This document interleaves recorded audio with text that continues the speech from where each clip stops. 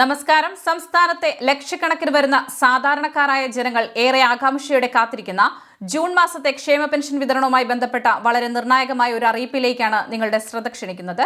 എല്ലാ പ്രേക്ഷകരും പൂർണ്ണമായും ഈ അപ്ഡേറ്റ് ശ്രദ്ധിക്കുക. ഇതുപോലെയുള്ള ജനക്ഷേമകരമായ വാർത്തകൾ, അറിയിപ്പുകൾ യഥാസമയം ലഭിക്കുന്നതിനായി ഇപ്പോൾ തന്നെ നമ്മുടെ ഈ ചാനൽ സബ്സ്ക്രൈബ് ചെയ്യുക. ഫേസ്ബുക്കിലും ഇൻസ്റ്റഗ്രാമിലും വീഡിയോ കാണുന്നവർ ഫോളോ കൂടി ചെയ്യാൻ മറക്കരുത്. നമ്മുടെ സംസ്ഥാനത്ത് സാമൂഹ്യ സുരക്ഷാ പെൻഷനായും വിവിധ ക്ഷേമനിധി ബോർഡുകൾ വഴിയും ധനസഹായം കൈപ്പറ്റുന്ന ഭൂരിഭാഗം ഗുണഭോക്താക്കളും നിലവിൽ വലിയ സാമ്പത്തിക പ്രതിസന്ധികളിലൂടെ കടന്നുപോകുന്നവരാണ്. അതുകൊണ്ട് തന്നെ കൃത്യസമയത്ത് പെൻഷൻ തുക കൈകളിൽ ലഭിക്കുക എന്നത് ഇവരെ സംബന്ധിച്ച് ജീവൻ മരണ പോരാട്ടമാണ്. എന്നാൽ ഈ വരുന്ന ജൂൺ മാസത്തിൽ പെൻഷൻ വിതരണം നടക്കുമ്പോൾ നമ്മൾ സാധാരണക്കാർ നിർബന്ധമായും അറിഞ്ഞിരിക്കേണ്ട ചില പുതിയ മാറ്റങ്ങളും വളരെ പെട്ടെന്ന് തന്നെ ചെയ്തു തീർക്കേണ്ട ചില സുപ്രധാന നടപടികളും സർക്കാർ ഭാഗത്തു നിന്നും ഉണ്ടായിട്ടുണ്ട്. ഈ മാറ്റങ്ങൾ നിങ്ങളുടെ പെൻഷൻ തുക മുടങ്ങുന്നതിനോ അല്ലെങ്കിൽ ഭാവിയിൽ പെൻഷൻ ലിസ്റ്റിൽ നിന്ന് തന്നെ നിങ്ങൾ പുറത്താക്കപ്പെടുന്നതിനോ കാരണമായേക്കാം. അതുകൊണ്ട് തന്നെ ഈ വീഡിയോയിൽ പറയുന്ന 3 പ്രധാനപ്പെട്ട കാര്യങ്ങൾ ഒരു വരി പോലും വിട്ടുപോകാതെ മുഴുവനായി കാണാനും മനസ്സിലാക്കാനും ശ്രമിക്കുക. നാം എല്ലാവരും ഒരുപോലെ കാത്തിരിക്കുന്ന പെൻഷൻ തുകയുടെ വർധനവിനെ സംബന്ധിച്ചുള്ളതാണിത്.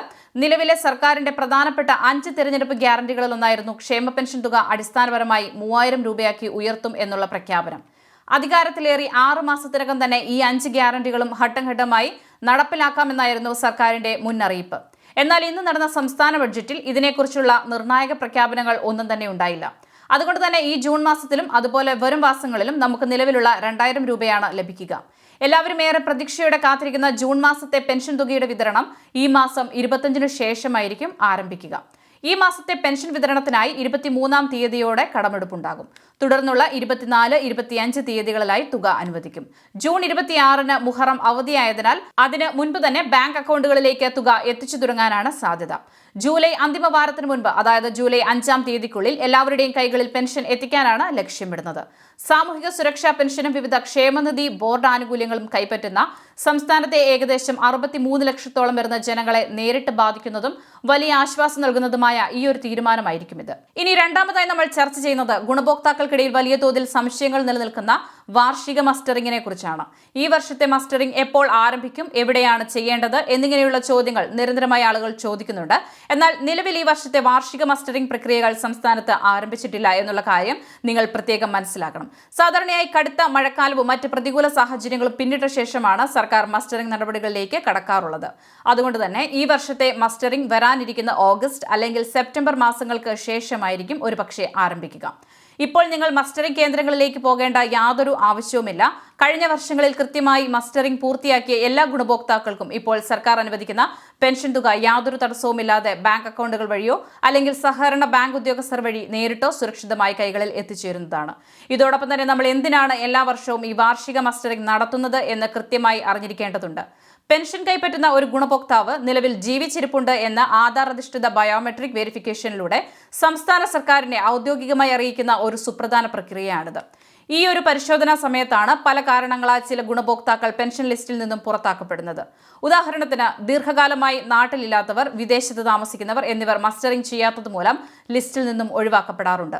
അതുപോലെ തന്നെ ഏറ്റവും പ്രധാനമായി ചില ഗുണഭോക്താക്കൾ മരണപ്പെട്ടിട്ടും അവരുടെ ബന്ധുക്കൾ വിവരം മറച്ചുവെച്ച് നിയമവിരുദ്ധമായി പെൻഷൻ തുക കൈപ്പറ്റുന്ന പ്രവണത നിലവിലുണ്ട്.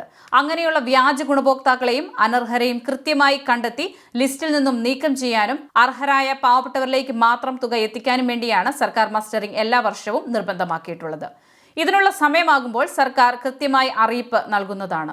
മൂന്നാമത്തെയും ഏറ്റവും അടിയന്തരവുമായിട്ടുള്ള കാര്യം വരുമാന സർട്ടിഫിക്കറ്റ് സമർപ്പിക്കുന്നതുമായി ബന്ധപ്പെട്ടതാണ്. ചില പ്രത്യേക വിഭാഗം ഗുണഭോക്താക്കളോട് തങ്ങളുടെ വരുമാനം തെളിയിക്കുന്ന വില്ലേജ് ഓഫീസറുടെ സർട്ടിഫിക്കറ്റ് ഹാജരാക്കാൻ സർക്കാർ നേരത്തെ ആവശ്യപ്പെട്ടിട്ടുണ്ടായിരുന്നു. ഇതിനായി സർക്കാർ അനുവദിച്ചിട്ടുള്ള അവസാന സമയപരിധി ഈ വരുന്ന ജൂൺ മാസം 30-ാം തീയതിയോടെ അവസാനിക്കുന്നതാണ്. എന്നാൽ സംസ്ഥാനത്തെ എല്ലാ പെൻഷൻകാരും ഈ സർട്ടിഫിക്കറ്റ് നൽകണം എന്ന ഒരു തെറ്റിദ്ധാരണയുണ്ട്. അത് തെറ്റാണ്. പക്ഷേ സാമൂഹിക സുരക്ഷാ പെൻഷനായി അപേക്ഷ സമർപ്പിച്ച സമയത്ത് റേഷൻ കാർഡോ അല്ലെങ്കിൽ മുൻഗണന തെളിയിക്കുന്ന മറ്റ് വരുമാന രേഖകളോ കൃത്യമായി ഹാജരാക്കാതിരുന്ന പഴയ ഗുണഭോക്താക്കൾ മാത്രമാണ് ഇത് നൽകേണ്ടത്. ഇത്തരത്തിൽ രേഖകൾ സമർപ്പിക്കാത്ത ഏകദേശം 2.5 ലക്ഷത്തോളം ആളുകൾ സംസ്ഥാനത്തുണ്ടെന്നാണ് കണക്കുകൾ. ഇവർക്ക് കഴിഞ്ഞ ഡിസംബർ മാസം മുതൽ തന്നെ പെൻഷൻ തടസ്സപ്പെടേണ്ടതായിരുന്നു. എങ്കിലും ജനങ്ങളുടെ ബുദ്ധിമുട്ടുകൾ കണക്കിലെടുത്ത് സർക്കാർ 2026 ജൂൺ 30 വരെ പ്രത്യേക ഇളവ് അനുവദിച്ച് സമയം നീട്ടി നൽകുകയായിരുന്നു. ഈ വിഭാഗത്തിൽപ്പെട്ടവർ വരുമാന സർട്ടിഫിക്കറ്റും ആധാറിന്റെ പകർപ്പും ചേർത്ത് തങ്ങൾ പെൻഷൻ കൈപ്പറ്റുന്ന തദ്ദേശ സ്വയംഭരണ സ്ഥാപനങ്ങളിൽ ഈ മാസം 30-നകം നിർബന്ധമായും ഏൽപ്പിക്കേണ്ടതാണ്. ചുരുക്കത്തിൽ മുൻപ് ഒരു തവണ തവണയെങ്കിലും വരുമാന സർട്ടിഫിക്കറ്റ് കൃത്യമായി ഓഫീസുകളിൽ സമർപ്പിച്ചിട്ടുള്ളവരോ അല്ലെങ്കിൽ പുതിയതായി പെൻഷൻ ലിസ്റ്റിൽ കയറിയവരോ ആയ സാധാരണക്കാർ ഇപ്പോഴും വീണ്ടും വില്ലേജ് ഓഫീസുകൾ കയറിയിറങ്ങി വരുമാന സർട്ടിഫിക്കറ്റ് എടുക്കേണ്ട യാതൊരു ആവശ്യവുമില്ല. ഇനി ഭാവിയിൽ എല്ലാവരും വീണ്ടും സർട്ടിഫിക്കറ്റ് സമർപ്പിക്കണമെന്ന് സർക്കാർ ഉത്തരവിറക്കുകയാണെങ്കിൽ അത് പത്രദൃശ്യ മാധ്യമങ്ങൾ വഴിയും ഇതുപോലെയുള്ള സോഷ്യൽ മീഡിയ പ്ലാറ്റ്ഫോമുകൾ വഴിയും കൃത്യമായി ജനങ്ങളെ അറിയിക്കുന്നതായിരിക്കും. അല്ലാത്തപക്ഷം നിങ്ങൾക്ക് യാതൊരുവിധ തടസ്സങ്ങളും കൂടാതെ തന്നെ ജൂൺ മാസത്തെ പെൻഷൻ ആനുകൂല്യങ്ങൾ ലഭിക്കും. ഈ പറഞ്ഞ നിയമങ്ങളും കർശന നിയന്ത്രണങ്ങളും പ്രധാനമായും സാമൂഹിക സുരക്ഷാ പെൻഷൻ വാങ്ങുന്നവർക്ക് മാത്രമാണ് ബാധകമാകുന്നത്. ക്ഷേമനിധി ബോർഡുകൾ വഴി പെൻഷൻ വാങ്ങുന്നവർക്ക് ഇത്തരം നിബന്ധനകൾ അത്ര കഠിനമായിരിക്കില്ല. അതുകൊണ്ട് തന്നെ ക്ഷേമ പെൻഷനുമായി ബന്ധപ്പെട്ട ഈ 3 കാര്യങ്ങൾ എല്ലാവരും ഓർത്തുവെക്കുക.